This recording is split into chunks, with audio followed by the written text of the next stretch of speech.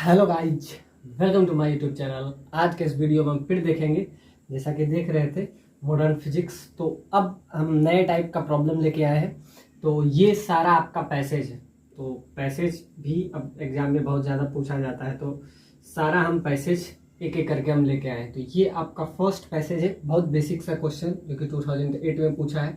और पैसेज जो कि हर ईयर मतलब एक पैसेज तो हर ईयर या एक या दो कंप्रीहेंशन टाइप प्रॉब्लम आपका एग्जाम में रहता ही है। तो अब हम थोड़ा सा पैसेज टाइप पे काम करेंगे। तो ये प्रॉब्लम भी आपका पैसेज का है, और पैसेज वाला अब बहुत सारा क्वेश्चन हम एक एक करके लेके आएंगे। तो जैसा कि हम आपको बता रहे हैं, ये PYQ सीरीज, इसमें हम हर टाइप का प्रॉब्लम लेके आते हैं, चाहे वो इंटीजर टाइप प्रॉब्लम हो, चाहे वो मल्टीपल चॉइस हो, चाहे वो पैसेज हो, चाहे जिस भी टाइप का हो, तो सारे हम कवर कर रहे हैं प्रीवियस ईयर का क्वेश्चन। तो अब हम पैसेज करेंगे, और passage type problem, comprehension type problem बहुत एग्जाम में पूछा जाता है, तो वो भी प्रॉब्लम को हम आगे कैरी ऑन करने का कोशिश करेंगे। तो एक बेसिक सा क्वेश्चन है। तो ए mixture of hydrogen and helium plus, यानी कि जैसा कि हम आपको पहले भी बताए थे कि जब हम बोर्स मॉडल यूज करते हैं तो या तो हाइड्रोजन लाइक एटम होगा, तो या तो हाइड्रोजन होगा, तो हीलियम प्लस होगा, लिथियम होगा तो प्लस प्लस होगा, तो इस टाइप से होगा। तो यहाँ पे आपको दिया हुआ है कि ये सिंगली आयोनाइज्ड हीलियम एटम, तो H प्लस, यानी तभी हम इसमें क्या यूज करते हैं, तभी तो हम Bohr's radius, Bohr's model, energy का सारा जो हम प्रॉब्लम लगाते हैं कि -13.6 ये वाला प्रॉब्लम, Z²/n² यानी एनर्जी गैप, ये हम तभी यूज कर सकते हैं। ये सारा फॉर्मूला जो हम यूज करते हैं रेडियस के लिए, हम यूज करते हैं Rn।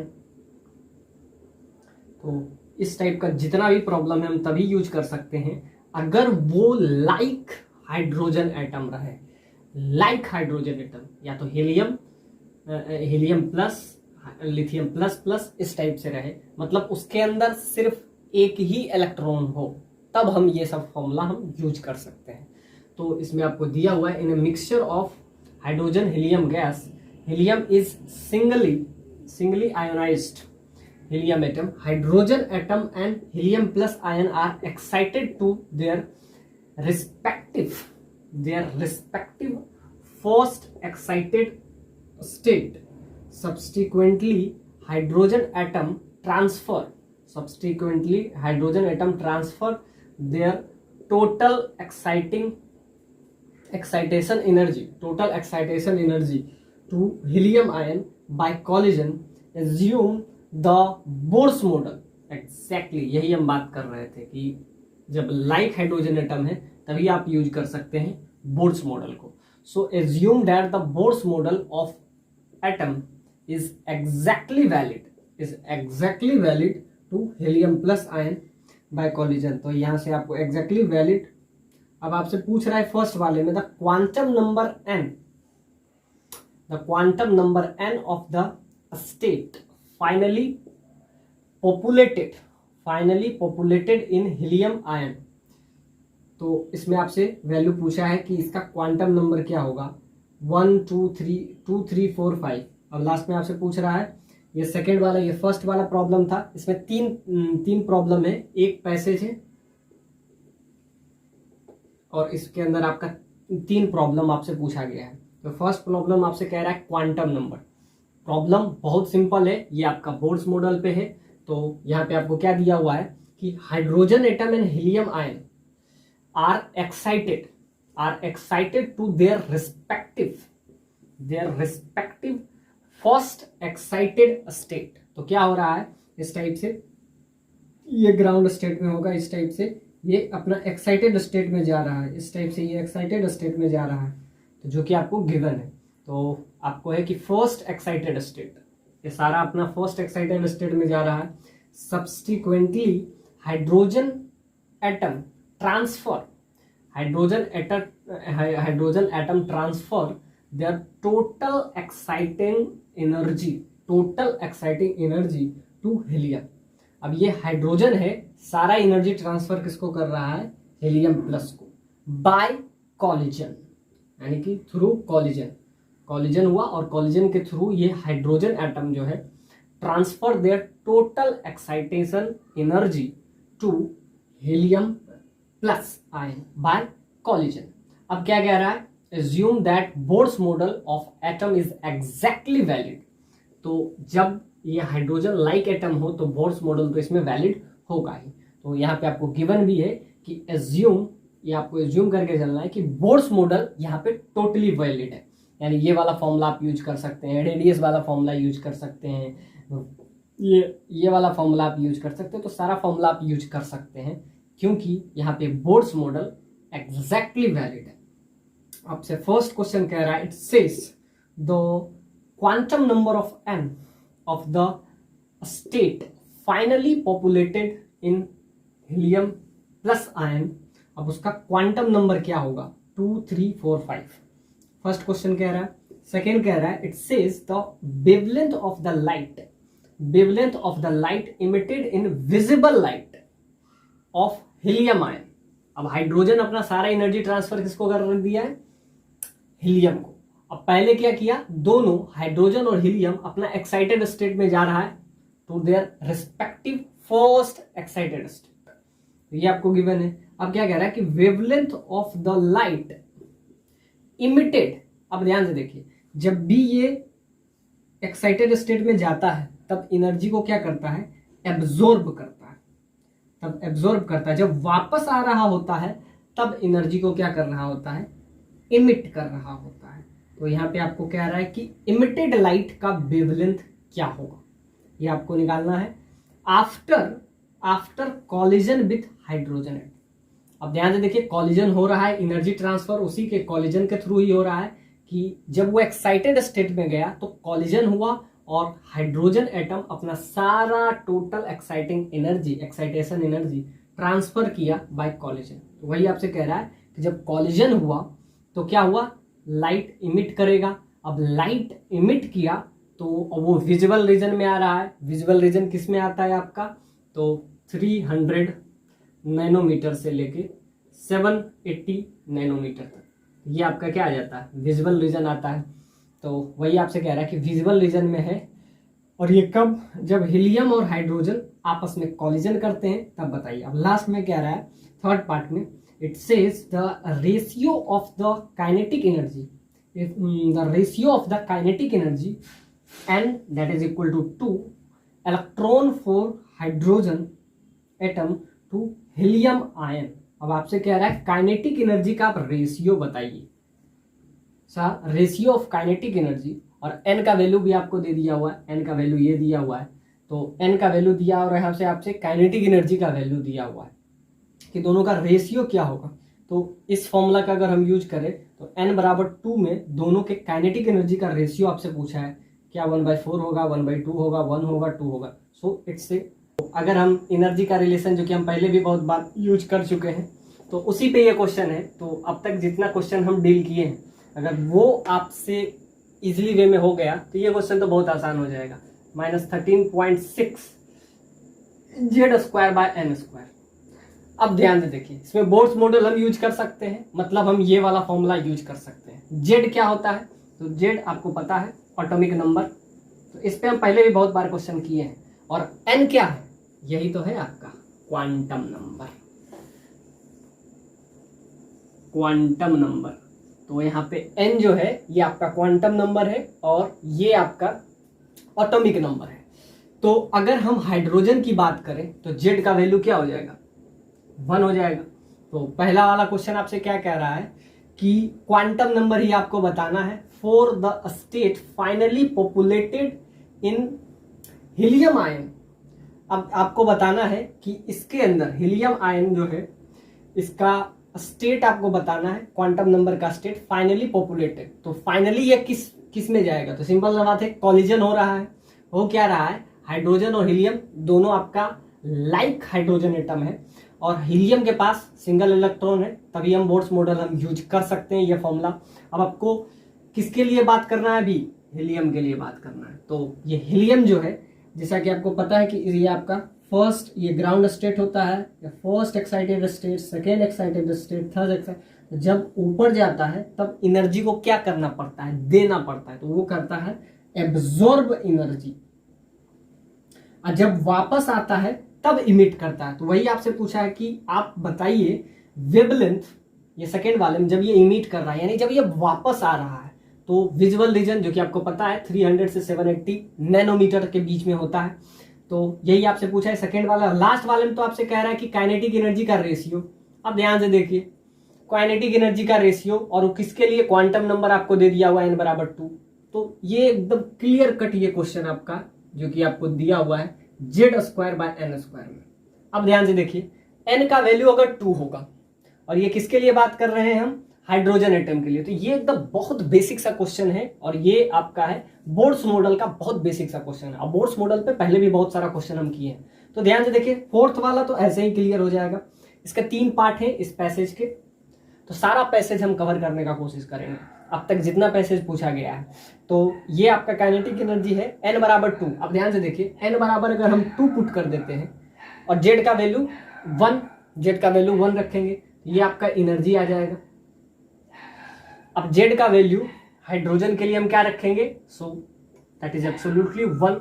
और यही आपसे कह रहा है कि रेशियो बताइए n=2 टू हीलियम एटम। अब हीलियम का z क्या हो जाएगा, तो हीलियम का आपका हो जाएगा z का वैल्यू 2 हो जाएगा। और इसमें आपसे कह रहा है कि ratio of kinetic energy of n=2 electron from hydrogen atom to that of helium atom. तो ये हीलियम एटम में जाएगा। तो ध्यान से देखिए इसमें क्या क्या होगा, n का वैल्यू 2 रखेंगे, तो n का वैल्यू 2 रखेंगे तो एनर्जी क्या हो जाएगा 1/4 हो जाएगा। यहाँ से ही आपको क्लियर आपको दिख रहा है। तो एनर्जी क्या हो जाएगा 4 हो जाएगा। उसको हीलियम एटम में जाएंगे तो हीलियम एटम में जैसे करेंगे तो z²/n²।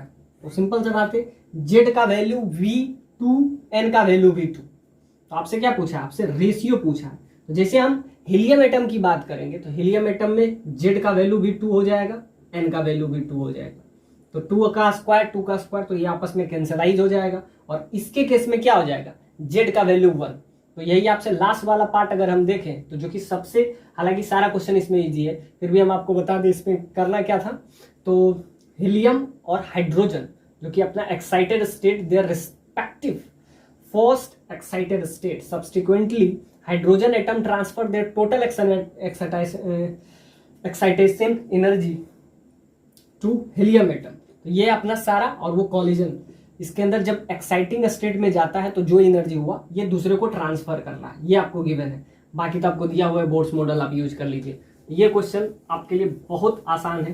तो ये काइनेटिक एनर्जी, इसमें सारा चीज आप ध्यान दे दिए। 4 हाइड्रोजन एटम अगर हम बात करें, 4 हाइड्रोजन एटम, तो इसके पास जो एनर्जी होगा -13.6 z²/n²।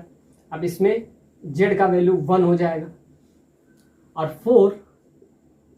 4 हीलियम प्लस यानी कि लाइक हाइड्रोजन एटम की अगर हम बात करें तो ये आपका क्या हो जाएगा -13.6। और यहाँ पे आपका क्या हो जाएगा, ये भी आपका z²/n²। इसमें z का वैल्यू हम क्या रखेंगे 2 रखेंगे। तो लास्ट वाला पार्ट तो आपसे बहुत क्लियर है। तो z का वैल्यू आप क्या रख दे 2 रखते हैं। और दोनों का रेशियो अगर हम निकालते हैं, यानी कि हम किसका रेशियो निकाल रहे हैं, काइनेटिक एनर्जी, तो ये आपका हाइड्रोजन का है डिवाइडेड बाय काइनेटिक एनर्जी, ये हम किसका लेंगे हीलियम प्लस का। तो सिंपल सा बात है काइनेटिक एनर्जी इसके केस में, तो इसके केस में हो जाएगा, हाइड्रोजन के केस में हो जाएगा नेगेटिव साइन 13.6 और z का वैल्यू 1 है, n का वैल्यू 2 का स्क्वायर दैट इज 4। तो यहाँ पे आपको गिवन है कि n का वैल्यू इसमें हमको क्या रखना है 2 रखना है। तो इसके लिए रखेंगे -13.6 इलेक्ट्रॉन वोल्ट। अब z का वैल्यू ये भी 2 का स्क्वायर 4, ये भी आपका 4 से 4 कैंसिल, इससे ये कैंसिल, ये आपका क्या हो जाएगा 1/4, यही हो जाएगा। अब ध्यान से देखिए z का वैल्यू भी आपका 2 है, हीलियम के लिए तो होता ही एटॉमिक नंबर 2, और n का वैल्यू भी 2, तो 2 का स्क्वायर, तो यहाँ दोनों कैंसलाइज हो जाएगा। तो रेशियो क्या हो जाएगा, तो रेशियो 1/4 हो जाएगा, यानी फर्स्ट इज राइट ऑप्शन। अब देखिए इसमें हम देखते हैं फर्स्ट वाला। तो फर्स्ट वाले में आपसे कह रहा है क्वांटम नंबर बताइए। तो फर्स्ट वाला तो आपके लिए यहाँ से अगर यही वाला फॉर्मूला यूज करेंगे उसमें भी एग्जैक्टली, क्योंकि बोर्ड्स मॉडल इसमें क्या है वैलिड है, जो कि आपको क्वेश्चन में भी दिया हुआ है। बोर्ड्स मॉडल किसके लिए वैलिड होता है, लाइक हाइड्रोजन एटम, या तो हाइड्रोजन है या हाइड्रोजन लाइक एटम के लिए। तो उसके लिए अगर हम यहाँ से वैल्यू निकालें तो एनर्जी, क्योंकि ये एक्साइटेशन एनर्जी में जब भी जाएगा तो ये आपका यही वाला फॉर्मूला यूज करेंगे 13.6 electron volt into Z square by N square. फिर लिखेंगे फॉर हाइड्रोजन तो यहाँ पे जेड का वैल्यू वापस से ये पुट कर देंगे, तो ये आपका आ जाएगा 13.6 electron volt by N square. अब एन का वैल्यू आप चेंज करते रहें, तो एन का वैल्यू अगर ये ग्राउंड स्टेट में है तो इसके पास 13.6 इलेक्ट्रॉन वोल्ट, फिर सेकेंड में जाएगा तो एन का वैल्यू 2 पुट करेंगे, तो ये आपका क्या हो जाएगा 3.4 इलेक्ट्रॉन वोल्ट। ऐसे ही जाएगा एन का वैल्यू, अगर हम इसमें इस टाइप से पुट करते जाएं तो एन का वैल्यू को 2 रखेंगे तो ये आपका क्या हो जाएगा 4 हो जाएगा, डिवाइडेड बाय 4। तो ये एन का वैल्यू 1, एन का वैल्यू 2 रखेंगे तो ये आपका 4 हो जाएगा, और ये आपका आ जाएगा 3.4 इलेक्ट्रॉन वोल्ट। एन का वैल्यू 3 रखते हैं तो ये आपका क्या हो जाएगा 9 आ जाएगा। तो इस टाइप से इसका क्या डिक्रीज करेगा। तो एन का वैल्यू अगर 2 रखते हैं तो वैल्यू ये आ जाता है। तो ये आपका क्या हो गया, ये आपका ग्राउंड स्टेट हुआ, ग्राउंड स्टेट। ये आपका हो गया फर्स्ट एक्साइटेड स्टेट।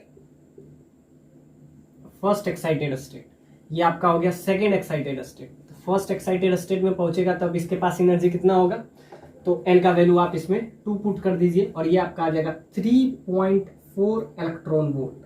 तो यहां से अगर हम निकालें दोनों के बीच का एनर्जी यानी कि E2 माइनस E1 तो वैल्यू क्या हो जाएगा, तो यहां से E2 के पास 3.4 इलेक्ट्रॉन वोल्ट और इसका एनर्जी नेगेटिव 13.6 इलेक्ट्रॉन वोल्ट। तो ये आपका आ जाएगा एनर्जी गैप, यहाँ से आपका क्या हो जाएगा, तो ये आपका 3.4 प्लस 13.6 इलेक्ट्रॉन वोल्ट, ये वैल्यू आपका क्या आ जाएगा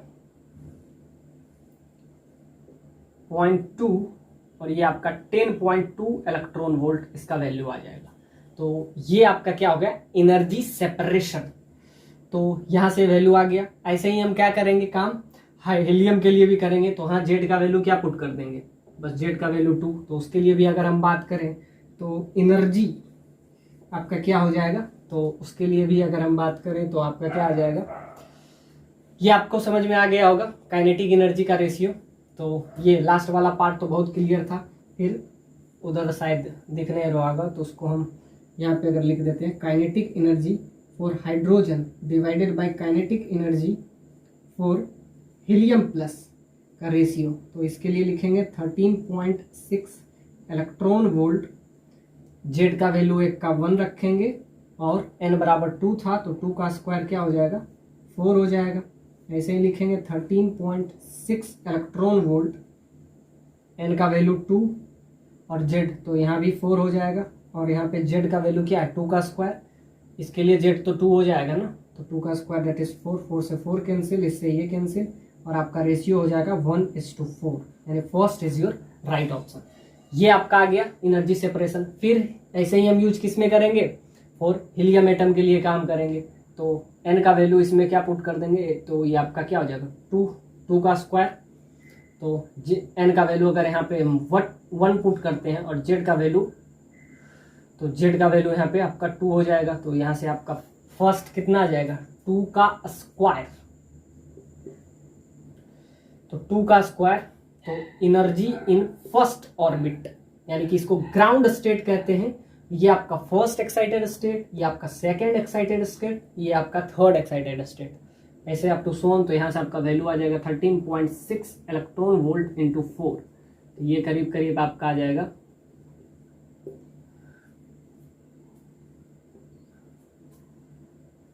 ये इतना इलेक्ट्रॉन वोल्ट के आसपास आपका आ जाएगा। ये आपका हाँ ये आपका इतना इलेक्ट्रॉन वोल्ट आया। फिर n का वैल्यू क्या पुट कर देंगे, फर्स्ट एक्साइटेड स्टेट, तो n का वैल्यू को 2 पुट करते हैं तो यहाँ पे आपका क्या हो जाएगा 2 का स्क्वायर। तो ये आपस में कैंसिलाइज होगा, तो यहाँ से आपका वैल्यू क्या हो जाएगा, n का वैल्यू यहाँ पे 2 पुट कर देते हैं। तो ये तो आपका लास्ट वाला काइनेटिक एनर्जी का रेशियो तो 1:4 आ गया। कैसे, तो ये हम इधर भी बात किए थे। तो यहाँ से अगर हम बात करें तो ये सेकंड वाले में एनर्जी क्या हो जाएगा, -13.6 इलेक्ट्रॉन वोल्ट, फिर 2 का स्क्वायर, ये भी होगा, नीचे भी 2 का स्क्वायर, n बराबर 2 में एनर्जी क्या हो जाएगा, तो यहाँ से आपका एनर्जी क्या आ जाएगा, -13.6 इलेक्ट्रॉन वोल्ट। 2 से 2 कैंसिलाइज हो जाएगा। अब ऐसे ही 3 में अगर हम देखें तो एनर्जी गैप क्या होगा, तो एनर्जी गैप यहाँ से आपका आ जाएगा 13.6 इलेक्ट्रॉन वोल्ट इंटू जेड का वैल्यू, तो ये तो 2 का, तो ये आपका क्या हो जाएगा जेड स्क्वायर, तो ये तो 2 का स्क्वायर रहेगा, और नीचे क्या हो जाएगा 3 का स्क्वायर। तो ये आपका वैल्यू धीरे धीरे क्या होगा, एनर्जी जैसे जैसे, अब ध्यान देखिए एनर्जी जो है इनवर्सली प्रोपोर्शनल है क्वांटम नंबर का, एनर्जी जो है inversely proportional, energy is inversely proportional to quantum number. तो एनर्जी जैसे जैसे हम क्या एक्साइटेड स्टेट में जाते हैं उसका एनर्जी घटते जाता है। तो यहाँ से आपका एनर्जी ये आया, पहले इतना था, फिर इतना घटा, फिर लास्ट में E बराबर 3 पे आपका क्या आ गया, ये आपका आ गया, और यही आपसे पूछ रहा है। तो ये आपका वैल्यू आ जाएगा, और ये वैल्यू करीब करीब आपका आ जाएगा 4/9, 13.3। तो इसका वैल्यू कितना आ जाता है, तो 3 का स्क्वायर, तो ये आपका आ जाएगा 0.85 इंटू 4, तो यहाँ से आपका आ जाएगा 0,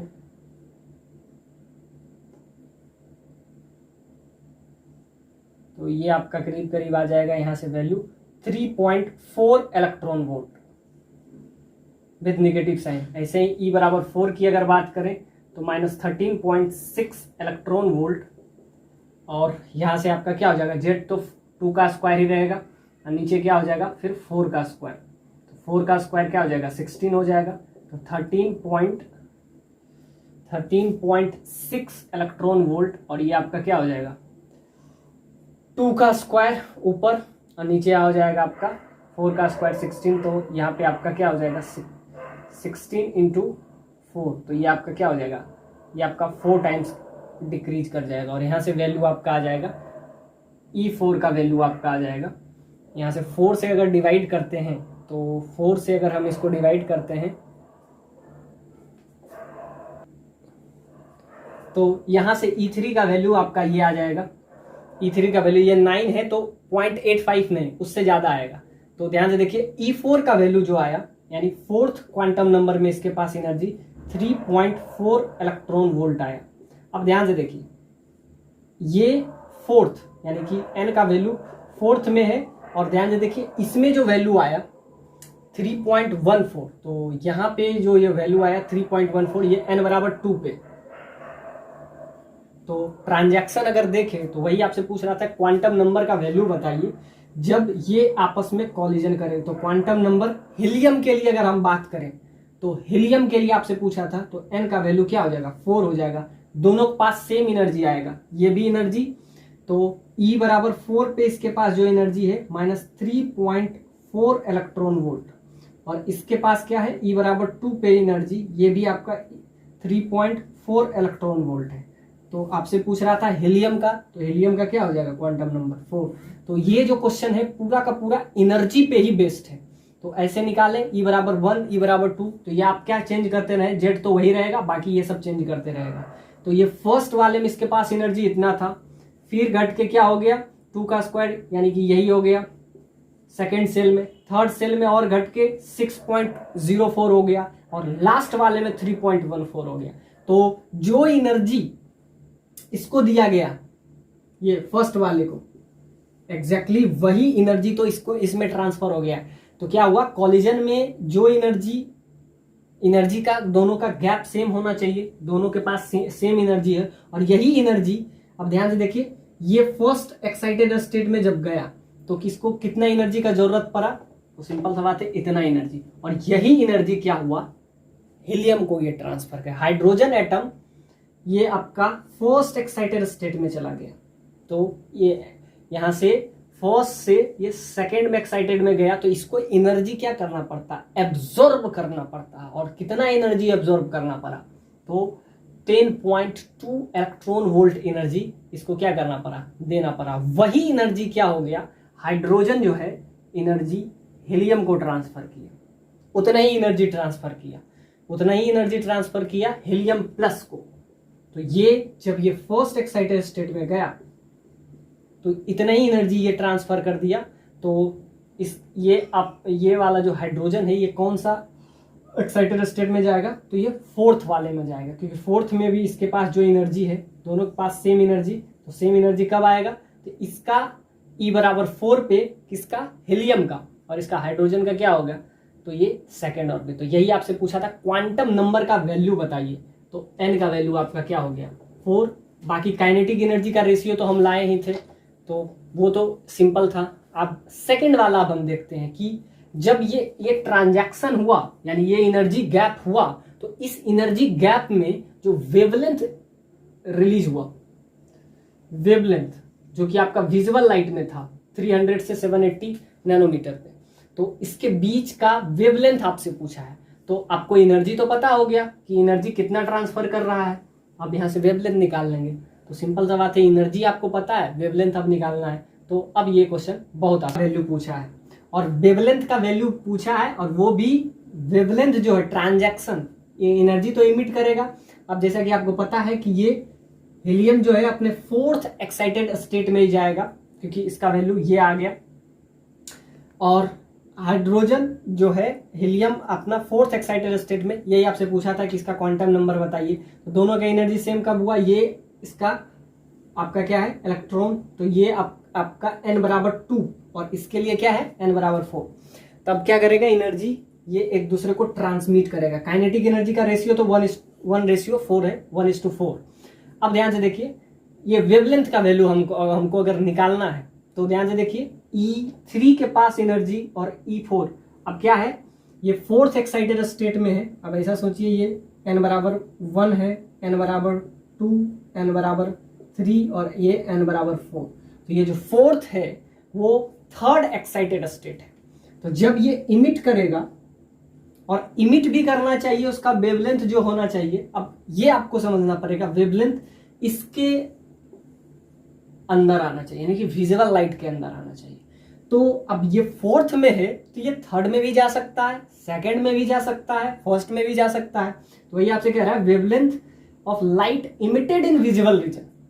तो विजुअल रीजन में अगर इसको होना है तो एनर्जी गैप कितना आ जाएगा, तो यहां से अगर हम एनर्जी गैप निकालें, तो एनर्जी गैप देख लेते हैं। तो E4 माइनस E3, अगर ये थर्ड एक्साइटेड स्टेट में जाएगा, तो E4 का वैल्यू आपको पता है 6.04 इलेक्ट्रॉन वोल्ट, माइनस तो माइनस माइनस प्लस हो जाएगा इलेक्ट्रॉन, और ये आपको दिया हुआ है 3.4 इलेक्ट्रॉन वोल्ट।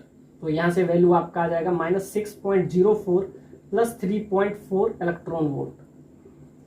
अब आपको क्या चाहिए, विजुअल रीजन में चाहिए, यानी वेवलेंथ जो है इन दोनों के बीच में लाई करना चाहिए। तो यहां से अगर हम वैल्यू निकालें, तो ये आपका क्या हो जाएगा, तो अगर एनर्जी का वैल्यू यानी कि डेल्टा E का वैल्यू, जैसा कि आपको पता है डेल्टा E का जो वैल्यू होता है एनर्जी, ये बराबर किसका होता है, hc/लैम्डा का।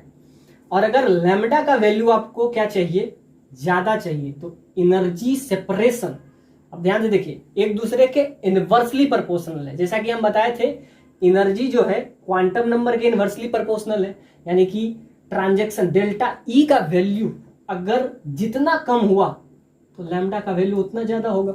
यहां से बात समझ में आ रही है। तो आपको क्या चाहिए, वेवलेंथ, वो वाला वेवलेंथ जिसके बीच में ये इमिट करे और वो विजुअल रीजन में आ जाए, यानी कि उसका जो वेवलेंथ का वैल्यू है 300 से 780 नैनोमीटर के बीच में आना चाहिए। तो यहां से आपका वैल्यू क्या हो जाएगा, तो ये आपका हो जाएगा, तो यहां से अगर हम वैल्यू निकालें तो ये आपका 6 और ये आपका यहाँ पे आपका 6 हो गया, ये आपका 4 और यहां से आपका क्या हो जाएगा 6 और ये आपका क्या हो जाएगा 5, ये आपका हो जाएगा ये 5 में ये तो आपका 2 के आसपास आ रहा है और विथ नेगेटिव साइन। तो ध्यान से देखिए, एनर्जी जो है कम है, और अगर एनर्जी कम है यानी ये वाला कम है तो वेवलेंथ का वैल्यू ज्यादा होगा। अब ध्यान से देखिए, ये सेकंड वाले से में भी आ सकता है, फोर्थ से ये सेकंड वाले में आएगा। तो एनर्जी गैप यानी कि डेल्टा E का वैल्यू ये ज़्यादा होगा, और डेल्टा ई का वैल्यू अगर ज़्यादा होगा तो लैम्डा कम हो जाएगा। और लैम्डा आपको क्या चाहिए, ज़्यादा चाहिए, यानी कि विजुअल लाइट में होना चाहिए। वही आपसे कह रहा है उसका वेवलेंथ का वैल्यू बताइए। तो वेवलेंथ का वैल्यू, तो डेल्टा ई का वैल्यू ये आ गया, और ये किसके बराबर है, एच सी बाय लैम्डा के। तो यहाँ से हम वैल्यू निकाल लेंगे। एनर्जी सेपरेशन आपका क्या आ गया, सो नेगेटिव 2.64, तो ये आपका आ जाएगा 2.64 इलेक्ट्रॉन, यानी 10⁻⁻⁹ इतना वोल्ट इसका एनर्जी आया। ये एच सी बाय लैम्डा के बराबर हो जाएगा। यहाँ से लैम्डा का वैल्यू अब हम निकाल लेंगे। तो इसका वैल्यू आपका क्या आ जाता है, अगर नैनोमीटर में, तो 1242 इलेक्ट्रॉन वोल्ट, और ये आपका नैनोमीटर में आ जाएगा लैम्डा का वैल्यू। तो यहाँ से अगर हम वैल्यू निकाल लें तो आपका आ जाएगा, वही आपसे कह रहा है कि इसका लैम्डा का वैल्यू बताइए। तो लैम्डा क्या हो जाएगा, डेल्टा ई, और डेल्टा ई का वैल्यू क्या होना चाहिए, अगर कम हुआ, डेल्टा ई जो है एच सी बाय लैम्डा के बराबर है, तो इसका वैल्यू अगर बहुत कम है तो लैम्डा का वैल्यू बहुत ज्यादा होगा, क्योंकि एक दूसरे का ये क्या है, इनवर्सली प्रोपोर्शनल है। तो हम ऐसा भी देख सकते थे कि ये फर्स्ट में भी आ सकता था, ये थर्ड में भी, ये सेकंड में भी आ सकता था, ये फर्स्ट में भी आ सकता था, लेकिन एनर्जी सेपरेशन ज्यादा होगा, यानी कि डेल्टा ई का वैल्यू ये ज्यादा होगा, और डेल्टा ई जितना ज्यादा होगा ये लैम्डा का वैल्यू उतना ही इसका क्या हो जाएगा, कम हो जाएगा, क्योंकि ये एक दूसरे के इनवर्सली प्रोपोर्शनल है। और अगर आपको इन दोनों के बीच में लाना है तो डेल्टा ई का वैल्यू कम रखना है। तो यहां से अगर वैल्यू निकाल लें तो आपका क्या हो जाएगा, 2.64, ये आपका इलेक्ट्रॉन वोल्ट है। एच सी का वैल्यू 1242, ये भी आपका electron volt nanometre divided by lambda. और यहाँ से लैम्डा का वैल्यू नेगेटिव साइन यहाँ से हम हटा देते हैं, तो यहाँ से लैम्डा का वैल्यू बहुत क्लियर आ जाएगा, 1242 electron volt nanometre divided by 2.64, approximately 3 के आसपास। तो ध्यान से देखिए, यहां से अगर हम इसको 3 के आसपास अगर लें तो ये आपका कितना हो जाएगा, आपको क्या चाहिए, इन दोनों के बीच में 300 के आसपास। तो ये अगर 1200 है और इसको अप्रोक्सीमेटली 2.5 भी अगर हम लें, 2.6, तो यहां से आपका वैल्यू क्या आ जाएगा, ये अगर 3 के आसपास है तो ये आपका आ जाएगा क्या, 4 के आसपास, एग्जैक्टली 3 से इनके बीच में आ ही जाएगा। यही तो आपसे पूछा था कि जो है विजुअल लाइट में होना चाहिए, तो विजुअल लाइट में हो जाएगा। तो यहां से वैल्यू आपका कितना आ जाएगा, 2.34। तो इसको अगर हम डिवाइड करें तो वैल्यू क्या आ जाएगा, 1242 डिवाइडेड बाय 2.64, इसका वैल्यू आपका आ जाएगा करीब करीब, इसका वैल्यू अप्रोक्सीमेटली इसी के आसपास आ जाएगा, 3 या अप्रोक्सीमेटली 3 है, तो ये आपका 400 के आसपास आ जाएगा। और आपको कह रहा है विजुअल लाइट में आ जाएगा, तो ये आपका लैम्डा का वैल्यू है। तो हम क्या लिखे, डेल्टा ई का वैल्यू कम होगा तो लैम्डा का वैल्यू ज्यादा होगा, क्योंकि एक दूसरे के ये इनवर्सली प्रोपोर्शनल है। तो ये जो पैसेज है इसमें सारा एनर्जी का जितना भी रिलेशन हो सकता था, सारा क्वेश्चन एक पर्टिकुलर क्वेश्चन में पूछ दिया गया। और लैम्डा का वैल्यू आपका आ जाएगा 470 नैनोमीटर, जो कि आपका विजिबल लाइट है। विजिबल लाइट जो कि आपका 300 नैनोमीटर से 780 के बीच में आएगा। अब ध्यान से देखिए, इसमें ये आपका वैल्यू आ गया जब हम क्या लिए, ये ट्रांजैक्शन n बराबर 4 से ये n बराबर 3 के बीच में अगर हो रहा है, तो अगर इसका ट्रांजैक्शन हुआ और लैम्डा का वैल्यू यहाँ से आपका क्या आ जाएगा, तो लैम्डा का वैल्यू आपका आ जाएगा 470 नैनोमीटर, जो कि आपका विजिबल लाइट में आएगा। अब अगर इसमें हम देखें कि अगर ये ट्रांजैक्शन सेकंड में होता तो एनर्जी गैप क्या होता, तो एनर्जी गैप आपका 4th में ये था, और अगर ये सेकंड में होता तो इसके पास एनर्जी कितना होता, ये आपका 13.6, ये आपका 6 पॉइंट समथिंग होगा, तो ये आपका 3.4 इलेक्ट्रॉन वोल्ट, और ये आपका 13.6 इलेक्ट्रॉन वोल्ट। अब ध्यान दें, डेल्टा ई का वैल्यू यहाँ से आपका क्या आ जाएगा, तो यहाँ से आपका वैल्यू आ जाएगा, अगर इन दोनों को सब्ट्रैक्ट करें, 13.6 माइनस 3.4, ये आपका 0.2 और ये आपका 10.2 इलेक्ट्रॉन वोल्ट होगा।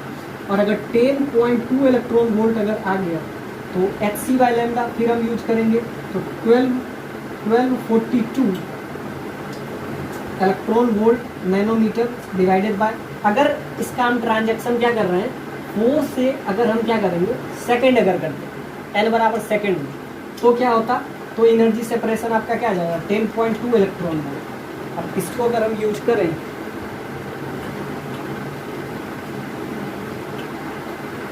जैसा कि एनर्जी यानी कि डेल्टा ई का वैल्यू अगर हम ट्रांजैक्शन 4 से सेकेंड में करते हैं तो फोर्थ के पास एनर्जी कितना है 3.4 इलेक्ट्रॉन वोल्ट, और ये सेकेंड के पास एनर्जी कितना है तो 13.6 इलेक्ट्रॉन वोल्ट।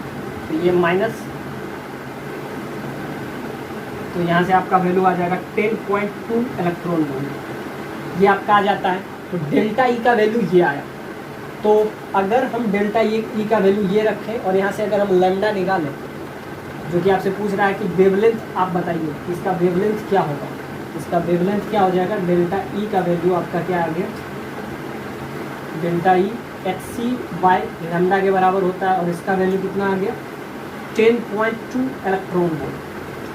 तो अगर हम देखें और HC का वैल्यू क्या होता है 1242 electron volt nanometre divided by lambda, that is basically equal to 10.2 electron volt.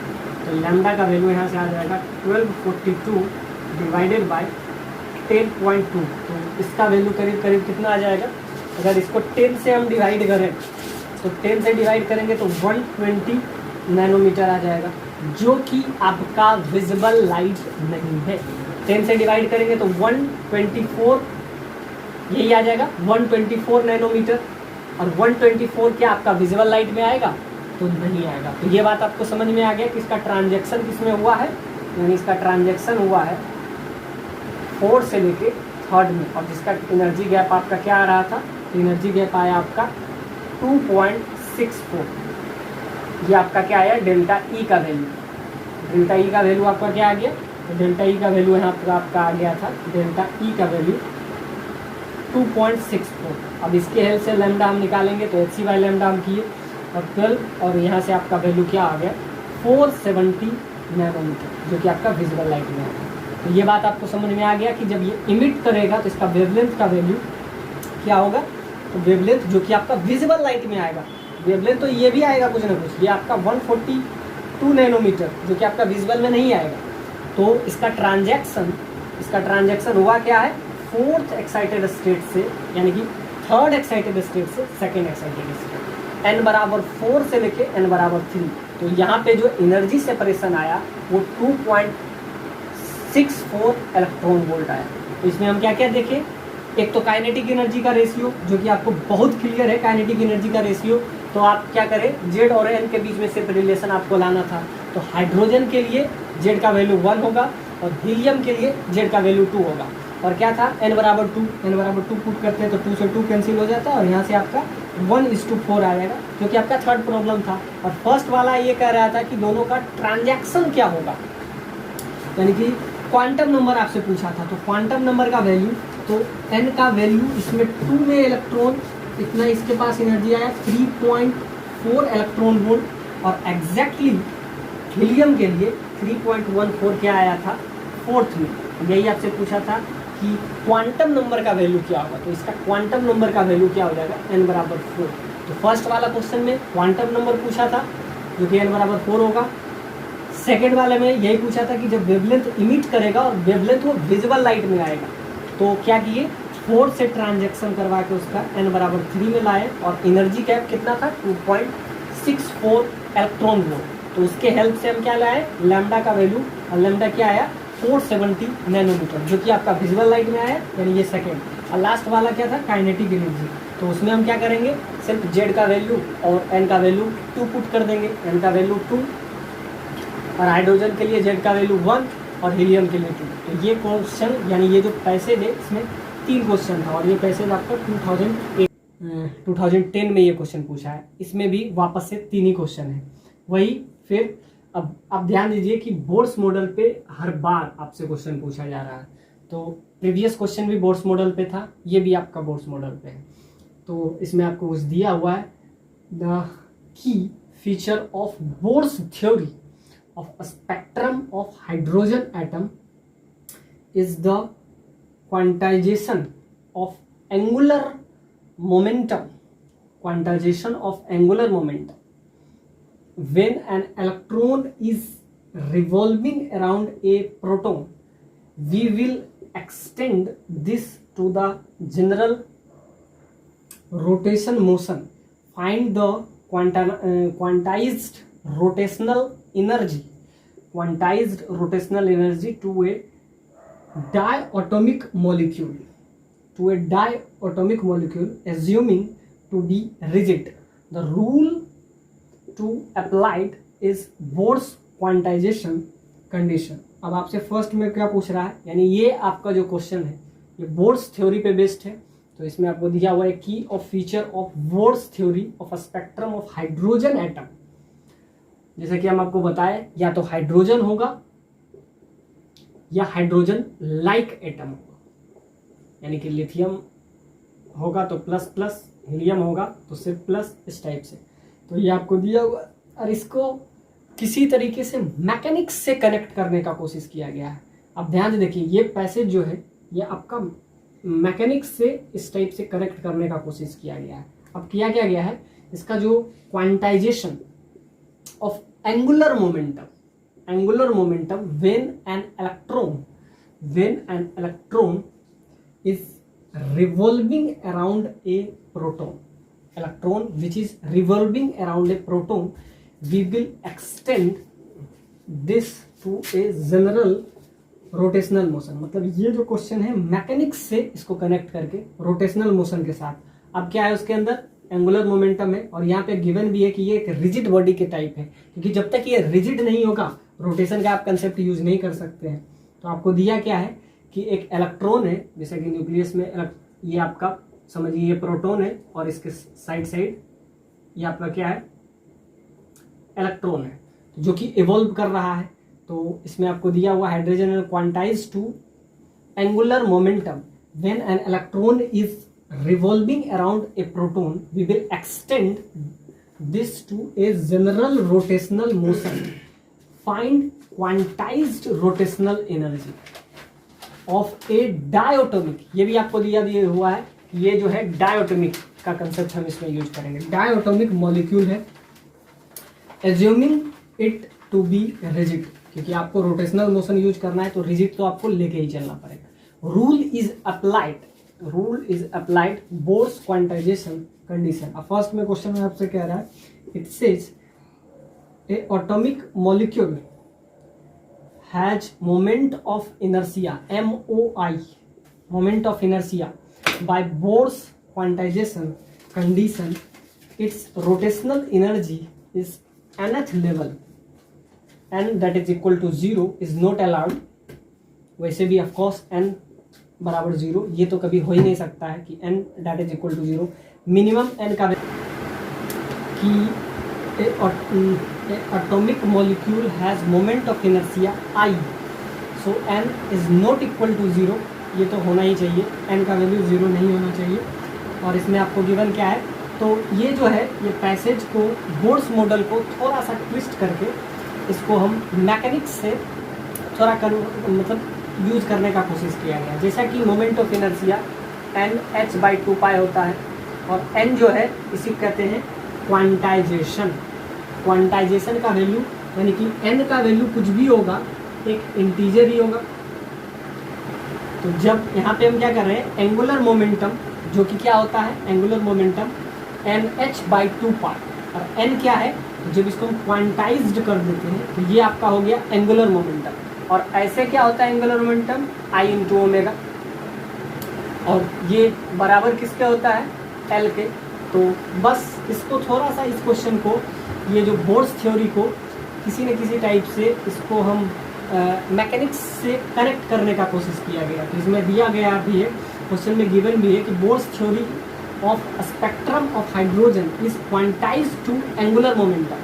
और एंगुलर मोमेंटम होता क्या है, NH/2π, एक्चुअली में होता है H/2π, होता है H/2, और H क्या है यहाँ पे, प्लैंक्स कांस्टेंट, और H का वैल्यू दिया हुआ है 2π × 10⁻⁴ तो यहाँ पे आपका वैल्यू भी दिया हुआ है 2.10⁻³ जूल पर सेकेंड, तो ये आपको गिवन भी है, तो इसका भी आप यूज कर सकते हैं। और फर्स्ट वाले पॉइंट में आपसे क्या पूछ रहा है, फर्स्ट वाले पॉइंट में वही मोमेंट ऑफ इनर्शिया पूछ रहा है, moment of inertia of condition in nth level, nth level में उसका मोमेंट ऑफ इनर्शिया क्या होगा ये आपसे पूछ रहा है। सेकंड वाले में क्या पूछ रहा है, इसमें भी MOI का वैल्यू पूछ रहा है, moment of inertia about centre of मास, और H का वैल्यू कुछ ये आपको दिया हुआ है। यानी ये क्वेश्चन को थोड़ा सा मैकेनिक्स से कनेक्ट करने का कोशिश कीजिए। तो ये क्वेश्चन में बस इतना ही है कि इसमें दिया हुआ है an electron when an electron is revolving around a proton, जब इलेक्ट्रॉन किसके अराउंड, प्रोटॉन के अराउंड, इस टाइप से। अब ध्यान से देखिए, इधर आपका आ जाएगा इलेक्ट्रॉन, इधर आउटर सरफेस में फ्री ऑफ इलेक्ट्रॉन, इसके सेंटर में क्या होगा, ऑफकोर्स प्रोटॉन होगा, और ये क्या हो रहा है, इसके अराउंड में रिवॉल्व कर रहा है। When we are extend to this general rotation motion, अब ध्यान से देखिए ये रोटेट कर रहा है, तो of course it is rotational motion, और ये एंगुलर मोमेंटम होगा, इसका कुछ ना कुछ एंगुलर मोमेंटम होगा। तो वही आपको दिया हुआ है कि ये जो है रिवॉल्व कर रहा है एक प्रोटॉन के चारों ओर इलेक्ट्रॉन, जो भी करता ही है, ऑफकोर्स करता है। वही आपको कह रहा है कि अब इसको हमको क्या करेंगे, क्वांटाइज्ड कर देंगे, यानी n से मल्टीप्लाई कर देंगे, h/2π ये इसका एंगुलर मोमेंटम होता है, n से मल्टीप्लाई कर दिए तो ये क्या हो गया, एंगुलर मोमेंटम। तो यहाँ से आपको गिवन है कि general rotational motion, find quantized rotational energy to a diatomic molecule, ये जो मॉलिक्यूल है वो डायटोमिक है, एज्यूमिंग टू बी रिजिड। अब ऐसा कंसेप्ट हमको यूज करना है तो रिजिड तो लेके ही चलना पड़ेगा। अब ध्यान से देखिए, इसको अगर हम डील करें, तो इस क्वेश्चन को अगर हम डील करें तो आप ऐसा सोचिए कि ये बोर्स मॉडल को थोड़ा सा मैकेनिक्स से कनेक्ट करने का कोशिश करें। तो यहाँ ध्यान से देखिए, ये आपका प्रोटॉन है और इधर आपका इलेक्ट्रॉन, जो कि इसके चारों ओर इवॉल्व कर रहा है। तो अगर हम इसका क्या निकालें, एंगुलर मोमेंटम का वैल्यू निकालें, एंगुलर मोमेंटम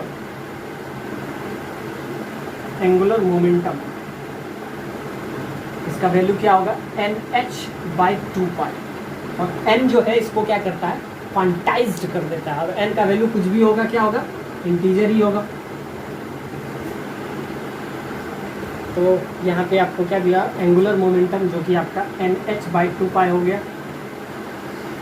और आपसे फर्स्ट वाले पॉइंट में पूछा गया है, तो कंडीशन फॉर रोटेशनल एनर्जी, अब ये रोटेट कर रहा है तो 12I × ω², तो और इसका रोटेशन क्या है, एंगुलर मोमेंटम, जो कि आपको गिवन है, और ये क्वांटाइज्ड है। तो इसका वैल्यू क्या है, NH/2π। तो ये आपका क्या हो गया, इसका एंगुलर मोमेंटम, एंगुलर मोमेंटम। अब इसको L से डिनोट करते हैं।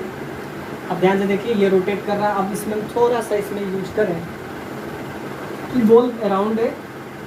अब इसमें हम, अब ये आपको गिवन है, ये डायटोमिक है। अब इसका अगर इसमें यूज है, अब इसमें हम क्या यूज करेंगे, ये आपका काइनेटिक एनर्जी क्या होगा, तो 12I ω²। ये आपका क्या है, ये आपका MOI है, मोमेंट ऑफ इनर्शिया। ये आपका क्या है, एंगुलर मोमेंटम, एंगुलर वेलोसिटी। तो यहाँ से वैल्यू अगर हम निकाल दें तो L का वैल्यू क्या होता है, तो L that is absolutely it is I × ω²। तो फर्स्ट पॉइंट में आपसे क्या पूछा है, rotational energy in nth level, nth level में जब ये रहे तो आप क्या बताइए, इसके पास कितना रोटेशनल एनर्जी होगा। तो रोटेशनल एनर्जी क्या होता है, that is basically equal to rotational kinetic energy 12I ω²। ये रोटेट कर रहा है और इसका ओमेगा एंगुलर वेलोसिटी है, I क्या है, मोमेंट ऑफ इनर्शिया। तो यहाँ से अगर हम वैल्यू निकालें, और ये भी आपको दिया हुआ है कि ये जो एटॉमिक मॉलिक्यूल है इसका मोमेंट ऑफ इनर्शिया I है, तो I इसका मोमेंट ऑफ इनर्शिया हम ले सकते हैं। और इस आपसे फर्स्ट वाले पॉइंट में पूछा है रोटेशनल काइनेटिक एनर्जी, तो ये L का वैल्यू किसके बराबर होता है, I × ω। तो यहाँ से अगर हम ओमेगा का वैल्यू ले तो ओमेगा का वैल्यू क्या हो जाएगा, angular velocity is L by I. तो यहाँ से अगर हम वैल्यू निकालें तो आई ओमेगा स्क्वायर, तो वैल्यू क्या हो जाएगा, हाफ आई ओमेगा स्क्वायर।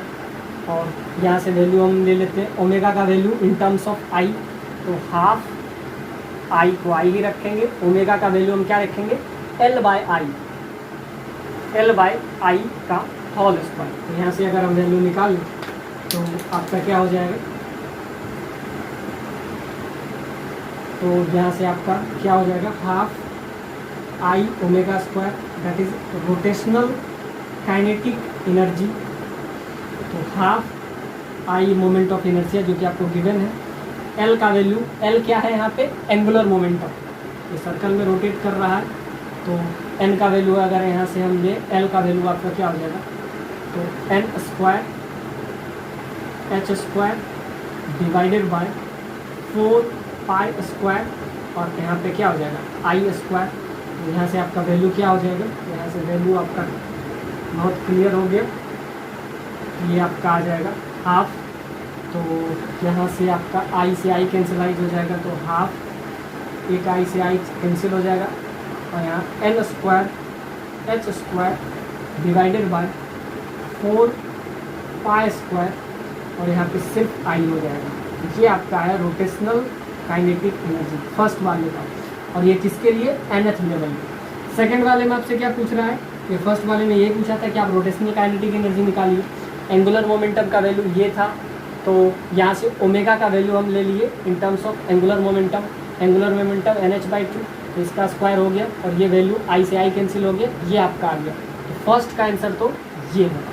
अब सेकेंड वाला आपसे क्या पूछ रहा है, सेकेंड में आपसे पूछ रहा है it is found that the excitation frequency from ground state to first excited state to, अब ध्यान से देखिए ग्राउंड स्टेट ये हुआ, फर्स्ट एक्साइटेड स्टेट ये हुआ, तो n का वैल्यू 1 से लेके n का वैल्यू 2, तो इसके बीच में जो ये ट्रांजैक्शन हो रहा है, अब इसके बीच में it is found that the excitation frequency from the ground state to first excited state, ground state to first excited state, rotation for cobalt जो कि आपको गिवन था, ये क्या है आपका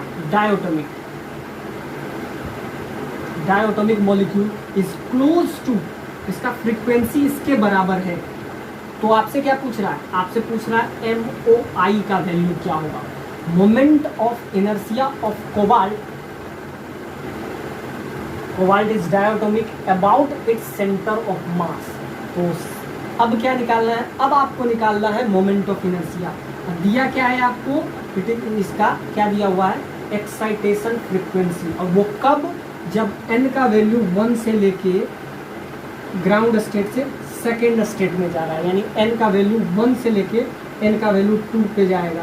तो पहले हम क्या निकाल लेते हैं, पहले हम काइनेटिक एनर्जी निकाल लेंगे, और काइनेटिक एनर्जी निकल गया तो एनर्जी के हेल्प से हम क्या निकाल, पहले हम एनर्जी निकाल लेते हैं। तो फर्स्ट के हेल्प से हम पहले काइनेटिक एनर्जी निकाल लेते हैं। तो काइनेटिक एनर्जी क्या है यहाँ पे, nth लेवल पे काइनेटिक एनर्जी का वैल्यू क्या है, 1/8 पाई स्क्वायर आई, ये आपका है n square into H square, ये आपका वैल्यू आया था। तो ऑफकोर्स अब क्या कर रहे हैं, फर्स्ट ग्राउंड स्टेट से, ग्राउंड स्टेट यानी n का वैल्यू 1 से लेके n का वैल्यू 2 के बीच में हम एनर्जी अगर निकालें तो वो किसके बराबर होगा, h म्यू के बराबर। म्यू क्या है, frequency, so energy in second minus energy in first. तो यहाँ से क्या हो जाएगा, बाकी सब तो कांस्टेंट रहेगा, तो कांस्टेंट जो कांस्टेंट है वो तो रहेगा ही, क्या 1/8 पाई स्क्वायर आई, और यहाँ पे एच स्क्वायर, ये सब कांस्टेंट है। अब ध्यान से देखिए n का वैल्यू 2 से n का वैल्यू 1, तो यहाँ से एनर्जी अगर निकालें तो 2 का स्क्वायर माइनस 1 का स्क्वायर, ये आपका एनर्जी निकल जाएगा। अब इसके एनर्जी से आपको म्यू का वैल्यू भी पता है, और आपको क्या निकालना है, मोमेंट ऑफ इनर्शिया। फर्स्ट में हमको निकालना था काइनेटिक एनर्जी, तो काइनेटिक एनर्जी निकाल लिए। अब काइनेटिक एनर्जी के हेल्प से जब ट्रांजैक्शन हो रहा है ग्राउंड स्टेट से फर्स्ट एक्साइटेड स्टेट में, तो हम क्या निकाल रहे हैं, एनर्जी निकाल रहे हैं। तो एनर्जी का क्या आएगा, एनर्जी किसके बराबर होगा, hc/λ अभी होता है, और ये बराबर भी होता है एच म्यू, और ये आपका क्या है, ये आपका होता है फ्रीक्वेंसी। फ्रीक्वेंसी आपको गिवन है, तो फ्रीक्वेंसी अगर गिवन है और आपको निकालना क्या है, moment of inertia about its centre of mass. Centre of mass तो यही होगा, वैसे भी इलेक्ट्रॉन का मास क्या है, मासलेस ही होता है। तो पहले हम क्या निकाल लिए, काइनेटिक एनर्जी। काइनेटिक एनर्जी क्या होता है, हाफ आई ओमेगा स्क्वायर। आई जो कि आपको गिवन था, moment of inertia, angular momentum क्या होता है, तो एंगुलर मोमेंटम एल का वैल्यू आई इंटू ओमेगा। तो एंगुलर मोमेंटम जो कि क्वांटाइज्ड था, तो एन से इसमें मल्टीप्लाई कर दिए, और यहाँ ओमेगा का वैल्यू क्या आ गया, तो ओमेगा का वैल्यू एल बाय आई आया। बस ये वैल्यू हम पुट कर दिए, तो आपका क्या आ गया, पूरा काइनेटिक एनर्जी का वैल्यू आ गया। अब क्या है, ट्रांजैक्शन हो रहा है तो एनर्जी का सेपरेशन होगा, यानी कि डेल्टा ई का वैल्यू आपका आ गया, यानी कि 2 से फर्स्ट में जो कांस्टेंट टर्म है वो तो कांस्टेंट रहेगा, 8 pi square into I H square. अब ध्यान से देखिए, सेकेंड वाले में तो 4 माइनस 1 ये आपका आ जाएगा, और ये किसके बराबर हो जाएगा, h इंटू म्यू के। अब यहाँ पे आपको क्या क्या पता है, ये पता है, इसका वैल्यू बस हम इसमें रख देंगे। तो इसका वैल्यू अगर हम इसमें रख लेते हैं तो लास्ट वाला आपका वैल्यू आ जाएगा।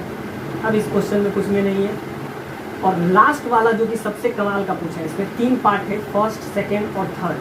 तो फर्स्ट पार्ट जो कि काइनेटिक एनर्जी था, दूसरा में मोमेंट ऑफ इनर्शिया, और तीसरे वाले में आपसे क्या पूछ रहा है वो वाला नेक्स्ट में हम देखेंगे। तो यहाँ से डेल्टा ई का वैल्यू जो कि आपका बहुत क्लियर आ गया, 1/8 पाई स्क्वायर आई, और यहाँ पे एच स्क्वायर। तो ट्रांजैक्शन कर रहे हैं सेकेंड से फर्स्ट, तो 4 माइनस 1 ये 3 हो गया, ये बराबर एच म्यू के।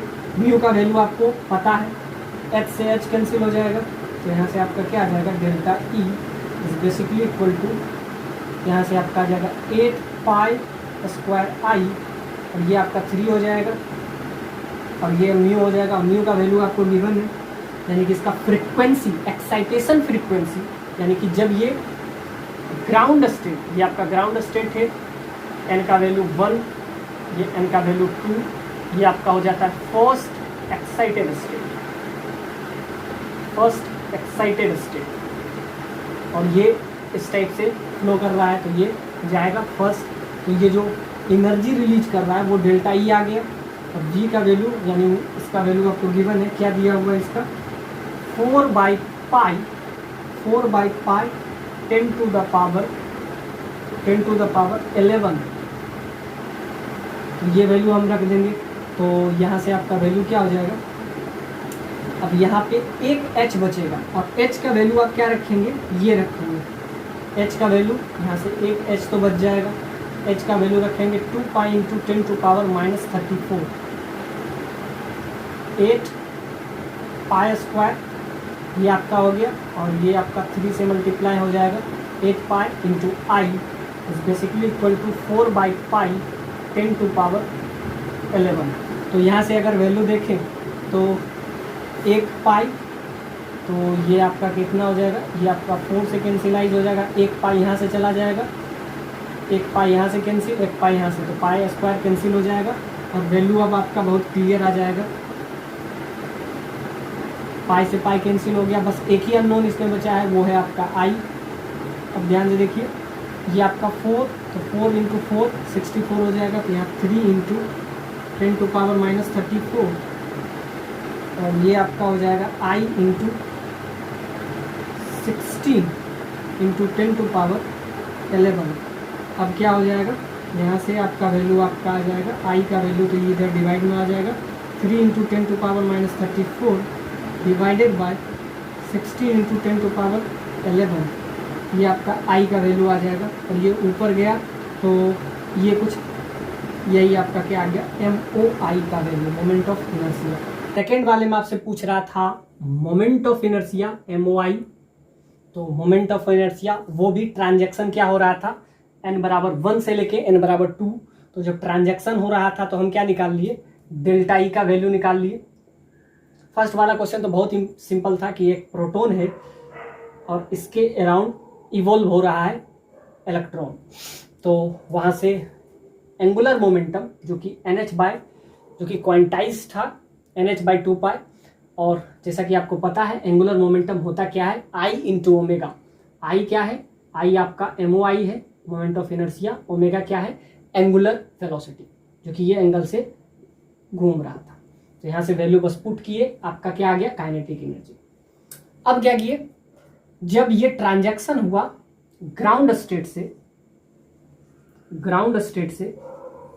फर्स्ट एक्साइटेड स्टेट में, तो एनर्जी का सेपरेशन हम निकाल लिए। एनर्जी का सेपरेशन जैसा कि डेल्टा ई का वैल्यू होता क्या है, hc बाय लैम्डा, या क्या होता है h बाय म्यू। म्यू क्या है, फ्रीक्वेंसी, या तो एनर्जी इसके बराबर होता है hc बाय लैम्डा के, जो कि बहुत सारा क्वेश्चन अब तक किए हैं hc बाय लैम्डा के थ्रू।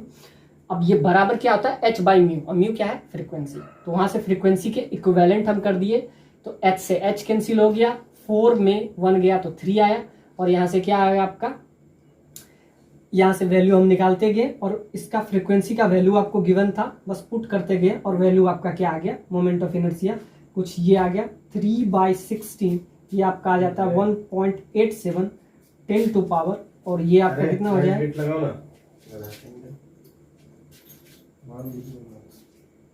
46, ये आपका हो जाएगा। तो इसके पास आपका क्या आ गया, मोमेंट ऑफ इनर्शिया। अब लास्ट वाला जो क्वेश्चन आपसे पूछा है वो सबसे इंटरेस्टिंग है। उसमें आपसे पूछ रहा है कि कोबाल्ट, जो कि गिवन है कि ये आपका क्या है, डायटोमिक है, अब इसके बीच का सेपरेशन पूछा है कि इसके बीच का सेपरेशन क्या होगा, यानी कि इसके बीच का सेपरेशन। अब ध्यान से देखिए, आप क्या लेके आ गए, मोमेंट ऑफ इनर्शिया, और ये भी किसके अबाउट COM, सेंटर ऑफ मास के। तो कार्बन और ऑक्सीजन के बीच में आपको गैप पूछा है, यानी कि बीच का जो डिफरेंस है, यानी वो आपसे पूछा है। तो अब इस क्वेश्चन का लास्ट पार्ट जो कि आपसे पूछा है, ये कोबाल्ट इस टाइप से है, और इसके बीच का ये जो गैप है इसका वैल्यू पूछा है। जैसा कि आपको पता है MOI, मोमेंट ऑफ इनर्शिया। तो आप ऐसा सोचिए कि इन दोनों का गैप जो है वो D है, वो वही D आपसे पूछा है, बीच का सेपरेशन पूछा है। तो सपोज डेट इधर C है, और इसके बीच का गैप जो है, सपोज डेट ये क्या है, हम ले लेते हैं D, इसके बीच का सेपरेशन है, D इसके बीच का सेपरेशन है। और यहाँ से ये डिस्टेंस है, कोबाल्ट से जो डिस्टेंस है वो R1 है, कार्बन से जो डिस्टेंस है, ये कोबाल्ट नहीं था, ये CO है, यानी डायटोमिक, ये कोबाल्ट नहीं है। और यहाँ से जो गैप हुआ ये आपका R2 हुआ। अब बीच में हम क्या ले लिए, एक पॉइंट को सेंटर ऑफ मास ले लिए, या इसको ओरिजिन हम ले लिए। तो आपको मोमेंट ऑफ इनर्शिया तो आपको पता है, तो मोमेंट ऑफ इनर्शिया हम कैसे निकालते हैं, तो बेसिक फॉर्मूला है m into R1 square plus M2 into R2 square. तो ये आप क्या निकालते हैं, यहाँ से divided by M1 plus M2, तो यहाँ से आपका क्या होता है, मोमेंट ऑफ इनर्शिया निकलता है। तो यही हम बेसिक फॉर्मूला इसमें हम यूज करेंगे, M1 बाय M2। तो आपको मोमेंट ऑफ इनर्शिया तो पता हो गया, ये वाला वैल्यू आप रख लेंगे 1.87 10 टू पावर माइनस 46, ये वाला वैल्यू हम यूज करेंगे। अब आपका इसका मास पता है कितना, 12 AMU, इसका 16 AMU, और 1 AMU का वैल्यू आपको दिया हुआ है 3/5, ये कुछ गिवन है इसमें, बस वो वाला वैल्यू आप यूज कर लेंगे। R1 क्या है, कार्बन से डिस्टेंस, R2 क्या है, ऑक्सीजन से डिस्टेंस, और आपको यहाँ से मोमेंट ऑफ इनर्शिया जो कि सेंटर ऑफ मास, इन दोनों का सेंटर ऑफ मास कहीं यहाँ पे होगा, तो सेंटर ऑफ मास से इसका डिस्टेंस जो है वो R1 है, और इस ऑक्सीजन का डिस्टेंस क्या है, R2 है, और 1 AMU का वैल्यू आपको दी। तो यहाँ से आप वैल्यू आपका ये आ जाएगा। तो 1 AMU का वैल्यू आपको गिवन है 5/3 10 टू पावर माइनस 17 kg। तो ये अप्रोक्सीमेटली इसके आसपास आपका आ गया।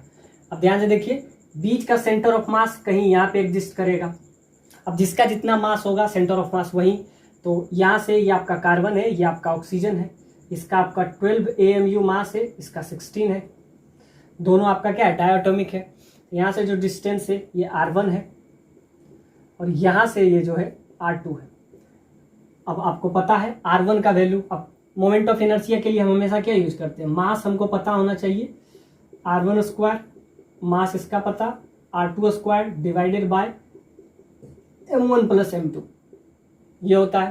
तो अब इसमें हम अगर वैल्यू लिखें तो ये आपका अब आसानी से आ जाएगा। और R1 का वैल्यू क्या होगा, तो जितना जिसका मास होगा तो मास, तो ये आपका क्या हो जाएगा M1 इंटू डी, डी क्या है बीच का सेपरेशन, टोटल गैप जो है वही D into M1 plus M2, और R2 क्या हो जाएगा M2 इंटू डी बीच का M1 प्लस M2। तो यहाँ पे R1 का भी वैल्यू आपको पता है, R2 का भी वैल्यू पता है, बीच का डिफरेंस वही आपसे इस क्वेश्चन में पूछा है कि बीच का गैप क्या होगा, तो बीच का गैप डी हो जाएगा। ये वाला फॉर्मूला हम यूज करेंगे 1.87 टू पावर माइनस 46 जो कि बराबर क्या होगा M1 R1 का स्क्वायर M2 R2 का square divided bye M1 plus M2। और बीच का आपको गैप पूछा है कि बीच का गैप क्या होगा, इसका सेंटर ऑफ मास कहाँ होगा, तो सेंटर ऑफ मास ये वाला होता है M1 इंटू डी, डी क्या है बीच का गैप। तो यहाँ से आपका R1 भी आपको गिवन है, R2 भी गिवन है, तो यहाँ से एक ही अननोन है जो कि आपका D है, वो आपका आ जाएगा। ये वाला जो बेसिक कंसेप्ट है मोमेंट ऑफ इनर्शिया का, MOI का, M1 into R1 M2 into R2, और R क्या है बीच का डिस्टेंस, यानी सेंटर ऑफ मतलब सेंटर ऑफ मास से उस लाइन से सेंटर ऑफ मास से डिस्टेंस, एक का डिस्टेंस R1 है, एक का डिस्टेंस R2 है। ये वाला बेसिक जो कि हम बहुत बार जब हम रोटेशन करा रहे होते हैं तो इसमें ये वाला फॉर्मूला बहुत बार हम यूज भी किए हैं।